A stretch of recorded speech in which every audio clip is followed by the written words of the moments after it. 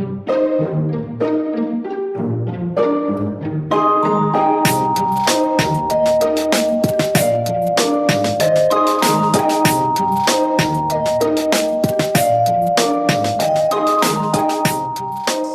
Okay, I did send it. Yeah, we're talking about an introduction to corner enclosures. Today's lesson, sort of like the last few, I've been gearing more towards like a 15Q kind of skill level. I'm not going to go on any I always do this, right? I always say, I'm not going to go into any super deep variations, and then I do anyway, but that's my goal, right? Not to go into like super deep variations, and really focus on, as a 15Q or around there, plus or minus 5 stones, what can you take away? Like, where is your eye immediately drawn? Part of the problem with Go is there's a lot of different places you can play on this board, right? And so, 361. It's 361 at the start of the game, man, plus passing. But what happens when you get stronger is you tend to start being able to filter out a lot of these moves, right? And the actual choices you get become lower and lower. And so part of today's lesson is just to help you, when you see a corner enclosure, where is your eye drawn? What are like the choices? What are the points that you want to think about? And just narrow that focus. So you're not thinking about, an entire corner area. You just have already, anywhere between, let's say, 2 to 4 moves in your vocabulary for these shapes of where, you can take the direction of the game. So that's my goal. And I think that's what's most useful for 15 Qs, right? Like, it's really hard for 15 Qs to memorize like 20 move variations. Anyone try to do it? Any of you guys ever tried to memorize a pro game? No? It's awesome, do it. It's great. It'll be like a couple hours, but it's definitely like when you feel that you've memorized at least let's say 100 moves of a pro game, like you can honestly feel like you're a Go player. Like it's a pretty amazing moment. So that's not what we're doing. I'm not doing this rote memorization. We're doing corner enclosures. So first question: what is a corner enclosure? It encloses the corner. Encloses a corner. So is this a corner enclosure? No. Yeah. Sure, in the most loose sense of the term, sure. This is not what we're talking about, though. Why not? Doesn't have life. Number one, it doesn't have life. But number 2, how many points is this? 4. This would be like what we might expect when we're trying to invade someone else's corner, or a corner enclosure. This type of shape. Encloses a corner.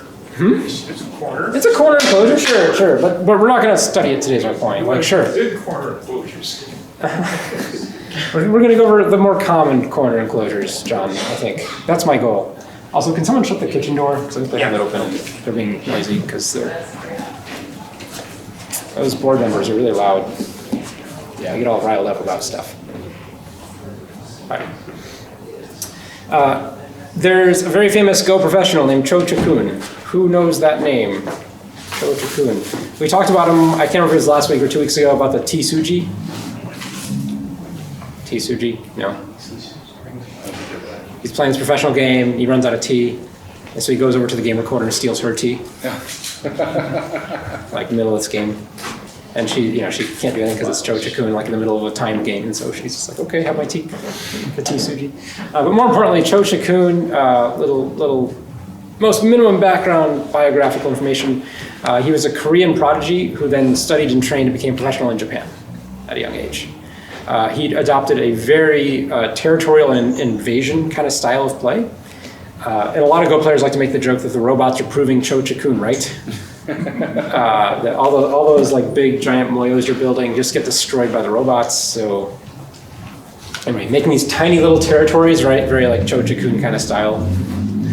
I also bring him up not just because making tiny corner enclosures is a thing that he does, not this tiny obviously, but he wrote a book called Positional Judgment that's very well known and helps people learn how to count and evaluate the state of any game. And so he gives point values to these things. And so, does anyone know, I don't want to guess this is just a guess because I don't think anyone knows, how many points does Cho Chakun say a move in the corner is worth? 10 points? He says 5. That's good enough. And if you make a corner enclosure, how many is this worth? 10 points. 10 points. It's that easy. 10 points. Can we count 10 points here? No. No, I can count 12 actually, if this all stays black. He says it's about 10 points. In other words, for Cho Chikun and a lot of other Go players, we've learned this traditional opening theory where you're supposed to play the corners first and then make big extension, or really approach the opponent's corner, reduce their corner, and then after that, then you make big extensions, then you make small extensions, and then you move into the middle. That's the 5 stages of the opening, right? Corners, approaches, big extensions, small extensions, move in the middle. Good, you guys don't know this, perfect, great. Well, the core idea is that in the opening, we still sort of prioritize corners, but making a nice corner enclosure is worth almost the same as taking another corner. So if you start your game, and let's say you want to play here, but instead you play here, there's nothing really wrong with this. We've had this tradition, we've had this very high-level philosophical theory that this is better. But at least if you adopt Cho Chikun's idea most literally, and he doesn't play this either, so he doesn't really adopt it most literally, but this is almost as good as taking another corner, maybe a fraction of a point. So, don't think you're starting a game of Go, you have to do this sort of thing. I mean, you can mix it up. You can just do this. One of the real reasons why you might not want to do this, though, even though it's kind of worth the same, is this establishes a direction of play to the board that your opponent can then counter. When we have stones like this, or like this, where are these 2 stones projecting their power? Down, right? In other words, this area becomes very interesting. This area becomes very easy for black to make a lot of points. So that means when white plays this corner, maybe instead of playing here, maybe white plays here. Just to try to dig into your power a little bit, make it a little more easy to undercut this. And this is a very subtle adjustment. Maybe if you're playing a really, you really want to adopt a special strategy to undercut the power here, you might even consider that one. I'm going to play this star, this point. Moku Hazushi, 5-3 open.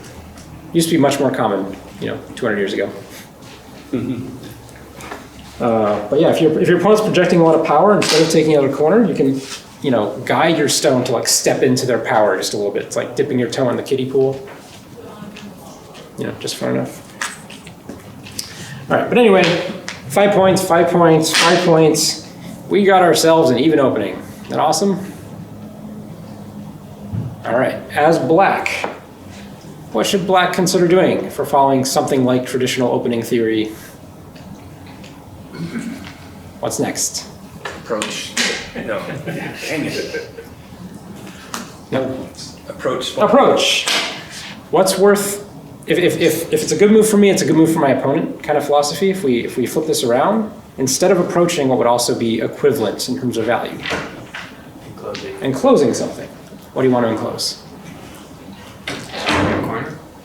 How about there? Sure. How about there? Worse. We usually consider this one to be worse. Why? Again, the power going down kind of thing. Yeah, we want our, like this makes power, we want our power going in the direction where we can build something. We already have a stone there. So we don't really want to enclose it this way, ideally. I want to enclose it this way. Of course, if you're playing against robots and really invasion heavy Go, I don't know anymore. Who knows? Maybe this is totally fine. But traditionally, we want to project power towards our sphere of influence. Last week, we had a very philosophical, religious discussion about influence. Right? I can treat that stone as my influence. I want to make power leading the game in that direction. When professional players talk about the direction of play, this is what they're talking about. They don't want to reach out and defend their influence. They want to extend it on a much grander scale. So they're going to crawl this way to make more power that way. Yeah, John. I think what I'm weak on is I don't have a good grasp of how far the power extends. Yeah, and so we're still figuring that out. Like the robots, you know, have all changed our ideas about how far that power extends. And through the different eras of Go professionals have felt very differently about how far that power extends, which is really fascinating. If you had it where you were extending downward, if you moved to something like that, if that was extending downward, but if that extension power only goes halfway across the board. Right, then it doesn't matter what's over here, right? Yeah. Yeah, we're still debating this. Oh, okay, so I'm just right with the times. Yeah. In you know, traditional like Shusaku forward Go, right? We definitely expect this to extend, you know, pretty far, but maybe not quite all the way. And new Fuseki Go, the 20th century, they kind of treated like power as extending in an infinite direction, right? It was very like power goes on as long as the board is wide. Power goes on until somebody stops. Yeah, it's exactly. So if you had a follow-up here, where maybe white plays somewhere down the bottom, and then, yeah, anywhere, and then black plays off on the top corner, just like you did it on the right. Like this one or this one? Yeah, there, right there, yeah. Okay, and then it's white's turn again. Is there any point for white just drop right in on the first line? That's be a great move, yeah. Yeah, I'd expect something like this, totally. Black has too much power facing the same direction, so white just plays there. And it's great. And I would sort of feel like that maybe white almost has to, is that like his last chance to break into that Well, easily? I would say there's two schools of thought. In traditional opening theory, you feel like you have to. But there is another school of thought that says, no, I can just keep building over here. And if black wants to continue building off this power, well, black's over-concentrated. And then white can start doing moves like this. Let black just dominate one side of the board entirely.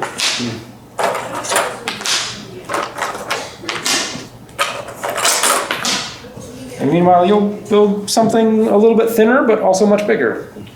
So does this maybe come down to the difference between whether you want to be offensive or defensive? Maybe, but for right now, as 15Q audience, this is not acceptable. No, don't do this. Do this move.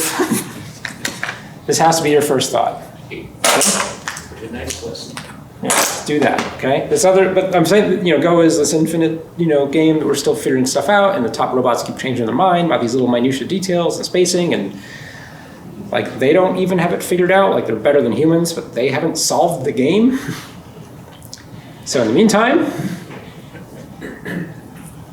you're just gonna find you're gonna have a better win percentage, right? As a Q player, if you see power, and you go kerplunk.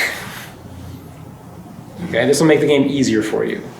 When you start doing this stuff, you have to be really good at reading because you're trying to over-concentrate black and then make a really deep invasion or really strong reduction later to break that up. So this is easy street. This is tried and true. This is more like new hotness. But you might not be ready to drive the Ferrari yet. You know, you're still a kid riding a tricycle. I go metaphor. Okay. And I'm gonna go back to this point because I want to talk about this corner. This is a valid corner enclosure. Of the different corner enclosures we're really gonna spend some time with tonight, we're gonna talk about this one. We're gonna talk about this one, but don't play this one in general. We'll talk about why. We're gonna talk about this one. This is the most common one. We'll mention this one right now. Has anyone seen this one?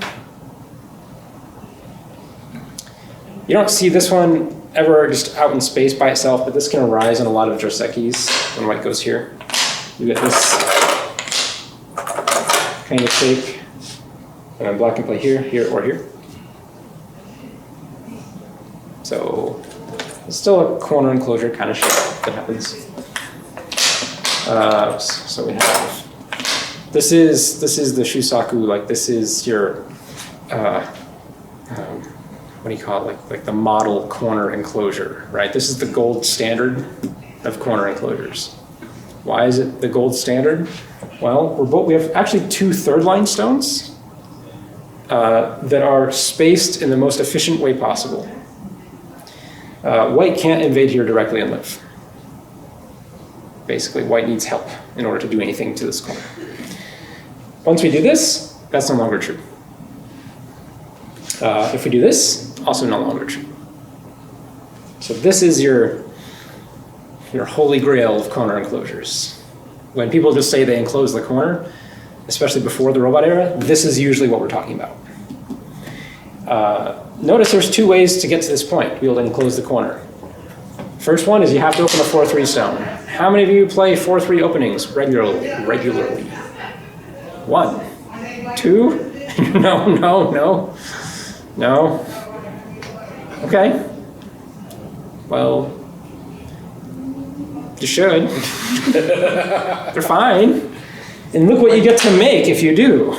When my opponent opens the 4-3, I like to just jump right on top. Oh, you just come in? Yeah. So this corner enclosure was thought so highly of. There's an entire Fuseki based off of this. It's actually called the Shusaku opening. Has anyone ever heard of, well, how many of you have heard of Shusaku? How many of you have seen Hikaru no Go? No? Okay, a couple people, yeah, like, or read the manga. Like the Sai, the spirit, right? The ghost of Hikaru that makes him play better Go. Is the same ghost that like went through history and, you know, did Shusaku things, I think. I can't remember, I haven't thought about it in a long time. Yeah, right? The first player he possessed was Shusaku. Oh, Shusaku, okay. And then he possessed Hikaru later. Okay. Did he possess anyone else in between there? Was there any? I don't think so. I think Okay. those were the only two. Cool. He was a Go player in his own life first. Yes. Oh, he was a Go player, then Shusaku, then Hikaru. Got it. Yeah, he was a Go player who died because he committed suicide because he was accused of cheating. Ah, neat. And then haunted the earth, found Shusaku, played through him. And when Shusaku died, haunted the earth until he found Hikaru. Perfect. Well, you guys ready for some Shusaku opening?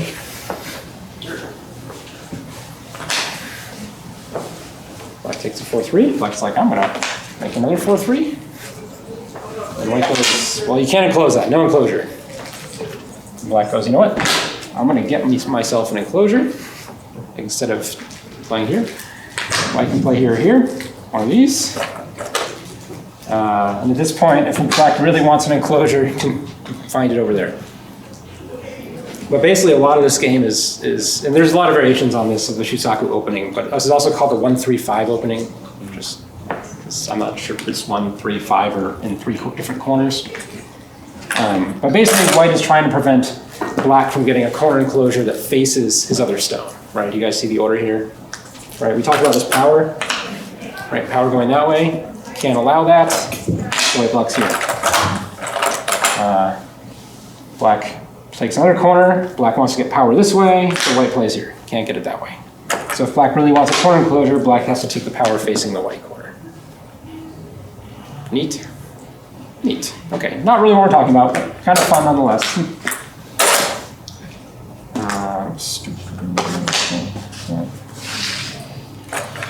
Alright, this is our gold standard. We're going to compare this to some of these other variations. Has anyone seen this one? No? The large knight's corner enclosure?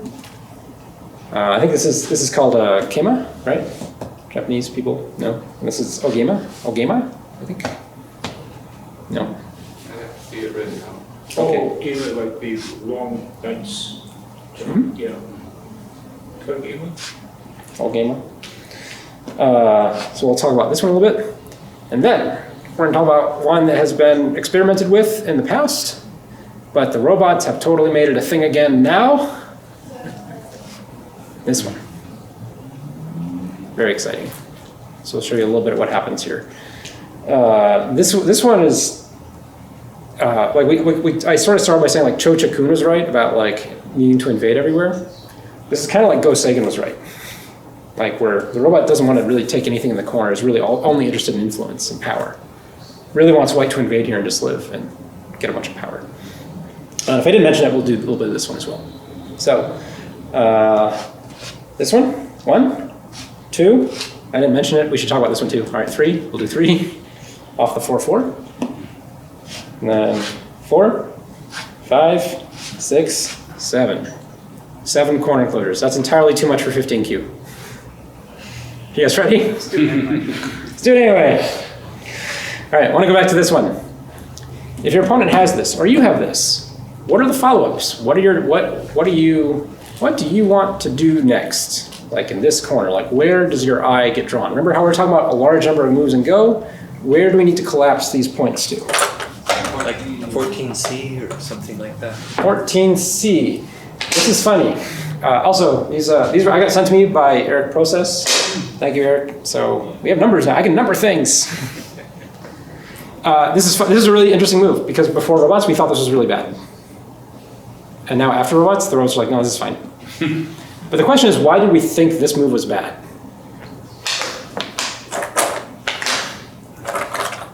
What does black do here? Kick.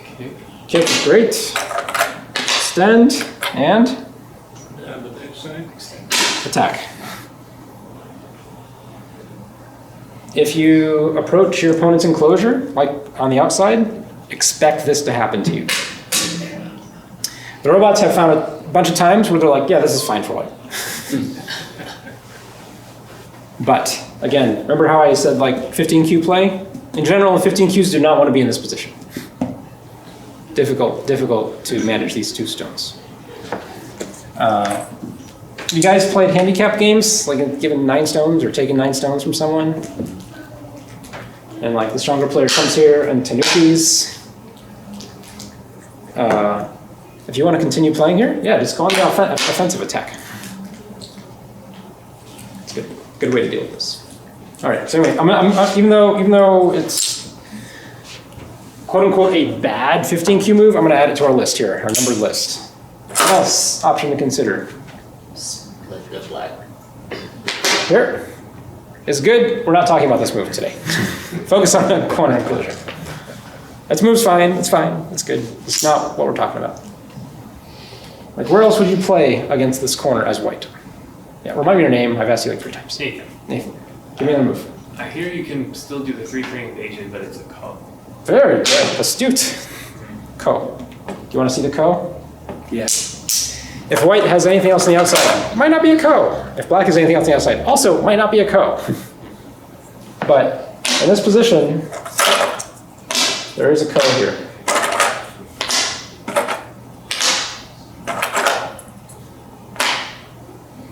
Are you doing all right? Here's this ko. White can change. Can I change the move orders? At some point, white can take this to. That doesn't matter. Still ko. If white can exchange this for this, Atari. Still ko. If black backs off, there's also a really major defect here. Like, it's a serious ko. Like, black needs to win this ko in order for these defects to hold up. So, this ko, we're thinking, oh, it's just ko, it's not even alive. How terrible. If black loses this ko, like, black is getting destroyed. Like, I know it's just ko for life, but it's for so much more. So normally ko. So good. What else do you consider?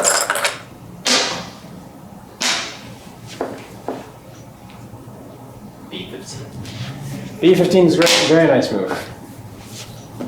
You guys see this one? This is very similar to this one, except it's a little bit more conciliatory. It's a little bit less interested in getting attacked. It's much more interested in settling small. If black tries to hem you in, make this a white stone. You can push out and live. If black comes on top, this is perhaps the most common but also most complicated version. You have a lot of choices here. I don't want to play them. Well, yeah, let's try. Save it for 10Q. Save it for the 10Qs. Save it for the 10 Qs. All right. Next move black here does is tricky, depending on the situation. White can be okay, but you might have to fight your way out of it. So, what if black does this one? Extend. There's 2. This is also a Joseki. White should have the ladder to play this. But we should not talk about this one. This is a 15 to 20 move Joseki. If you do not want to deal with 15 to 20 move Josekis, this is your next move. And if you like trick moves, this is your next move. That's fun. Why is that true? I'm trying to remember. Actually, in this case, maybe it doesn't work. Maybe we need this one. This is. Yeah. Right here. And here. And then so black, whichever one black plays, you actually end up with a nice wall. Like, this is a good exchange for you, for white. Because normally if white plays here, black might fight. And so if you make this first, black effectively gets tricked. But there's some more killer variations of this with other, like this is just a trick move period for a lot of white. When white has a little bit on the outside, this can do a lot of interesting things. Like in this shape. Even without a white stone, still a trick move. Black should play here, black plays here, white plays here. Black has to defend again. And so it looks like white's shape is dumb, but you're not really entitled to any influence over here. And so you kind of get these two for free. You often play this when white already has a stone here or a stone here, right? And so you can actually make some strength. So here's, yeah, this would be more typical. Hey, white made a pretty solid, nice, safe group next to black's power. Shouldn't happen. Instead, white plays here, black should play there. Fine. Now white has 2 problems. Okay, now we're talking about. So we've got 1, 2, 3. Any others?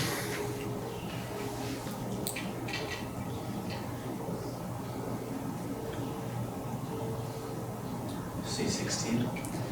Nice move. This is the one we're going to spend the most time with tonight. This is now kind of the most common one. I'm not sure percentages, but I feel like it is from seeing games.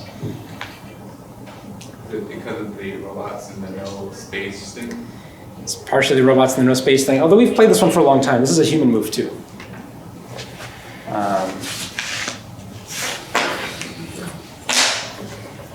Playing this, I want you to think about the situation. We don't want to play here, invade directly, if you're scared of dying in co. If you are scared of dying in co, this is no good. But imagine you invaded here and black could block here. How would you feel as white? You'd feel amazing. Right? This stone is the wrong place for this stone. So basically what we're doing, we're asking black, hey, by the way, can I play this way? Right? I'm just gonna play this stone first. So what does black usually say? No.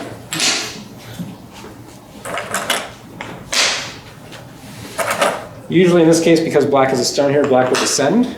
Sometimes when black doesn't have a stone here, or the stone's further away, black will defend this cut. But descend. White will usually turn. And black will usually defend here. This defense is kind of weird if you're not used to fighting a lot, but this move's really big in terms of shape.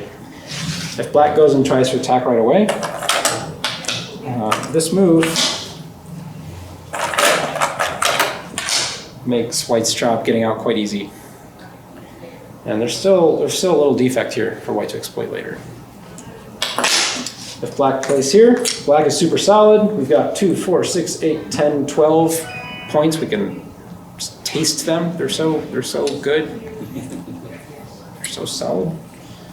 And then white will make some sort of base. over here. So this is the pattern I want you to, if you're going to learn any patterns tonight, learn this one. Okay, because it's very common. It's a very solid way to deal with this enclosure. If you have a go board in front of you, feel free to practice it. 4-4, nice smooth extension. Attach. Take the corner. Extend. Extend. Turn. Extend. Face. Are you happy enough as black here? It's solid. It's super solid, right? And what else? You have Sente? Good. And what else?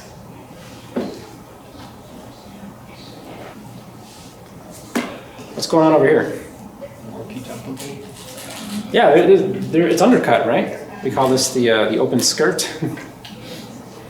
This is not white territory at all. As this group becomes super safe, black can reduce the monkey jump later. But even if white isn't safe, if we want to attack it later, we have moves that are really annoying for white to deal with. Like here. What are you going to do? You're going to say, no, it's going to keep everybody connected. Okay. You just have no eyes over here. Maybe go this way first and then come back. Depends on what else is going on.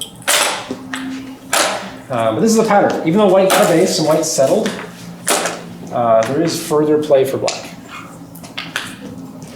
So, question, what if black doesn't extend and black plays here?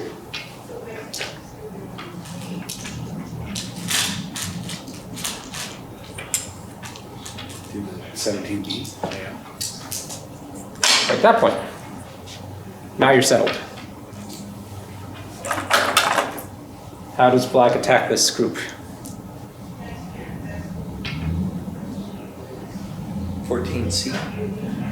14C, come on this side.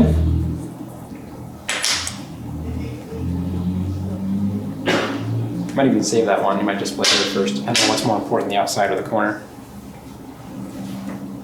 That looks pretty nice, doesn't it? Gonna connect. White actually has a couple options here, depending on what's most important. Like, even this is a move here. If we play this one, there's still a little defect here. Like, white's totally alive. Like, there's no death. Okay? But black can come back and capture that stone. So again, it depends. Do you want more influence on the outside? Do you want more points at the corner? What do you want? Good.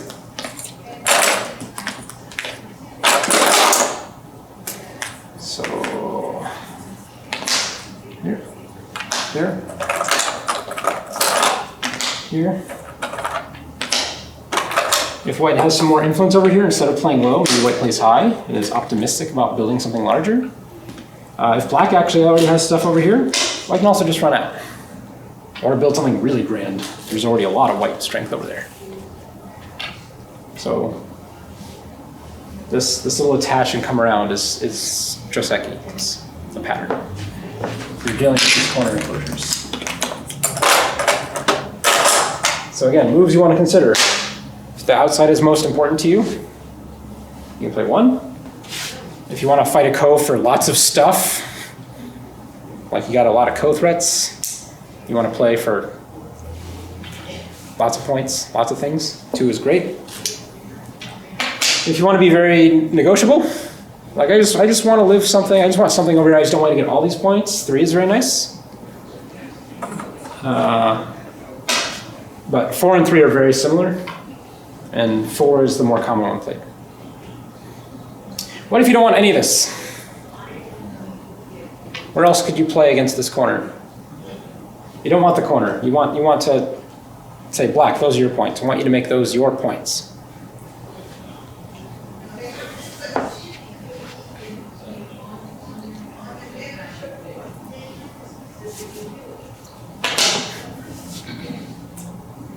Fence it in from the outside. There's times where white has power, and you can build something big here. Does that really reduce the enclosure, or does that just merely get us outside of the enclosure? It's just a key point as far as the enclosure. When you are playing Go and you have this position, this is this quarter of the board. There's 2 stones in this quarter of the board, right? There's like 90 moves over here, 90 possibilities. I'm trying to show you the first 5 to consider. Yeah. Right? And maybe in terms of priority, this is probably one. In the age of rope, after that gets really board dependent. Like, what do you want, right? Is it more important to make a base, or is it more important to destroy stuff? Or is it more important you take the outside? I don't know where to place 2. It depends on what else is on the outside. So any of these places. But that's how we're simplifying this whole corner formation, right? Down to these 5 moves. These are the 5 moves you're looking at. See this? This is where you're playing. It's good. Take a photo, memorize it, put it on your own boards. You guys can play next game with a little cheat sheet. Like a series of photographs of these situations. Okay, got that one? Let's talk a little about this one. And just a little bit, because I really don't want to spend much time on this one because no one plays this anymore. But I want to use this corner enclosure to introduce another concept. But before I do that, same idea. You can still play here. It's great. It works almost the same as I could normally. Black takes the corner. You extend, white, black normally, and base. Very similar, right? Just changing one stone. Still have that move available to you. With black having 2 high stones, maybe black would only on the other side in this case? Not necessarily. It's possible. This is also a move. Like, totally also a move. White has 2 choices, here or here, depending on what you value. Here's pretty simple. Black comes down or connects, basically just solidifies this side in some way. Let's go over here. That's nice. It's great. Of course, if black blocks this way, you go, happy days are here. This is an amazing result for white. Because it's like you just invaded 3-3 and black blocked the wrong direction, right? It's like you played here, and instead of black using the stone, black was like, adoy. Great for white. Very easy life. So you still have that move. The other move I really want to draw attention to, this is the new concept. It's over here. Have you guys seen this move before? Neat. Yeah. Have you guys seen this move before? Yeah. All right, kind of works a little bit the same, some of the same principles. When our opponent is high, we want to undercut low. And knight's move is a very nice way to approach without getting attacked immediately, without feeling under pressure, right? We don't want to do this usually. You know, we just feel there's too much pressure on this stone when black responds. This is a nice distance, and it has some good follow-ups. As black, does black want to do this? Not really. Just like when white has a stone here and black kicks, if black has no reason to kick, often it's not great to kick. Robots say it's okay, but it's not great. Here, it's probably worse. Black thinks he or she is doing a really good job defending these points. No. White can still just totally invade here. Or probably this one next. Give me the 1-2 punch. Come on this side. Come on that side. This shape has a lot of weaknesses. So kicking, very rare. Black might just say, you know what, I'm really not interested in anything over here, I just want to build power to the middle. That's common. Or, I want to attack. And simply we can get into a running fight. But black is still undercut over here. All right, so if this group is out, imagine something like this. Well, how will we peep next? That's pretty cool. Yes? So the concept, when your opponents have these really high enclosures, you approach them just like they're corners. Reduce them as if they were just a 4-4 corner. And there's a lot of space under here. All of black stones are on the 4th line. You can crawl kind of anywhere in here. You can be little ants. Just go throughout the corner. It's pretty rare to see this move. But this is the new one. This is the robot version of this. It's actually very similar. Where do you think black plays? On the inside? She said On here, or this outside, inside? inside.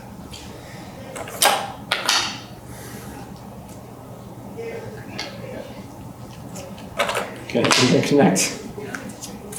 And white connects. Very similar. Hard to say who's better.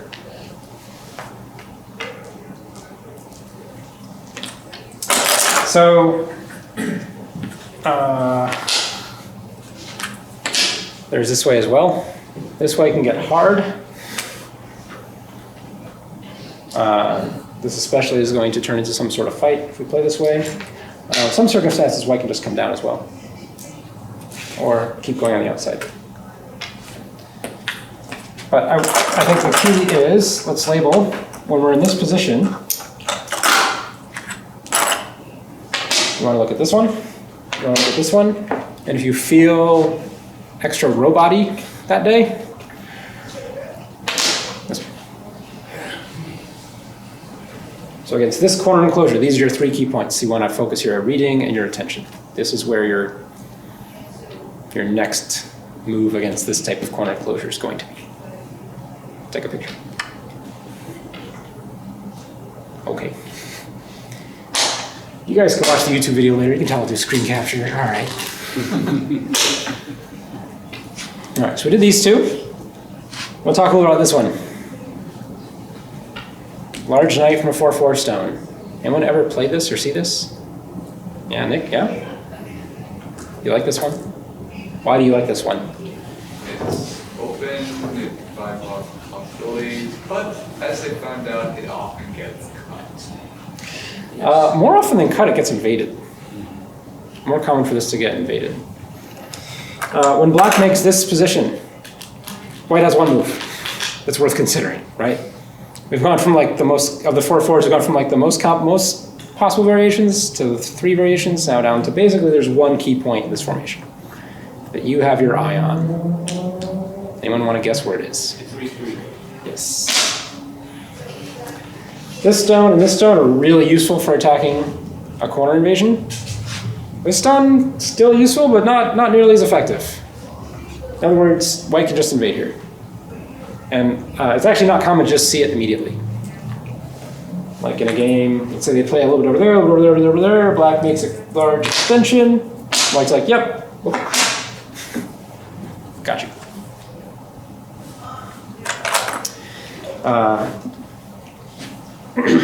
It won't be as glorious of a normal corner group that white can expect when it's just a 4-4 stone. Like white will get hemmed in a little bit, but it's also not going to be bad. If black is really strong on the outside, there are some more fighting kind of variations that black can do that make your life a little bit more difficult. But we're kind of ignoring those situations right now. This is pretty just empty quadrant of the board. You play there. Take a picture. Okay. How many of you have your brains already full? Full brains? Monica's like, yep. All right. I have a question. Oh, question, Steve, yeah. So you kept talking about the robots and their willingness to fight. Mm-hmm. Is that because when they get into a localized fight, it's easier for them to figure out all the Totally, possibilities? yep. And if they're in a kind of an open thing, there's too many possibilities to chase down. So they're just being lazy and. I don't think so. The robots being lazy. But to go into their strength of a subset they can They are work very with. strong at that part, yeah.